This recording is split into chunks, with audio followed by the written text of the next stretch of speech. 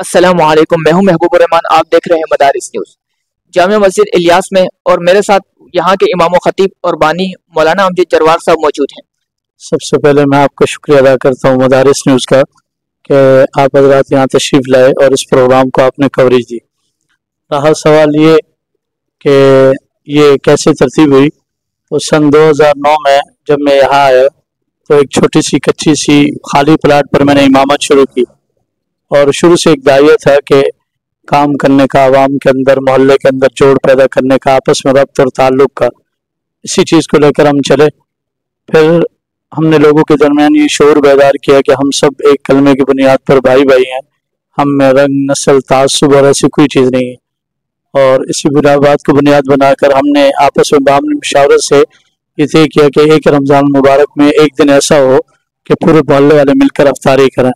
चुनांचे वो 5वां या 6ठा साल इस सिलसिला हमने शुरू किया और आज अल्हम्दुलिल्लाह एक वक्त वो था कि बहुत कम लोग आए थे अफ्तारी में पहले साल, और आज तकरीबन हमने शुमार की 1000 से ज़्यादा अफराद ने यहाँ अफ्तारी की और सैकड़ों उलमा इकराम यहाँ तशरीफ़ लाए और सब मिल बैठ कर अफ्तारी करते हैं अल्हम्दुलिल्लाह। माशाल्लाह, बहुत अच्छा। और अभी हालिया दिनों में आपने एक वाक़या भी सुना होगा कि मस्जिद के मुक्तदी जो है वो अपने इमाम को उन्होंने इतना तंग किया कि इमाम मस्जिद से इस्तीफ़ा देकर चला गया, जबकि आपके मुक्तदियों का ये हाल है कि आप बता रहे हैं कि वो खुद आगे बढ़कर खिदमत के जज्बे से आगे बढ़ते हैं।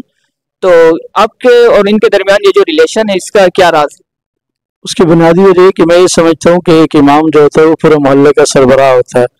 अगर उस मस्जिद में तबलीगी जमात काम कर रही है वो उनका भी सरबराह है, तालीमी मैदान है वो उनका भी बड़ा है, मोहल्ले के अंदर जो जितने भी मामलात है उनको अगर वो ये समझे कि मेरी हैसियत एक निगहबान की है और निगहबान सबको लेकर चलता है, तो मैंने भी यही सोच थी कि ये अल्लाह ने मुझे इमामत का मनसब दिया है तो उन सबको लेकर चलना है।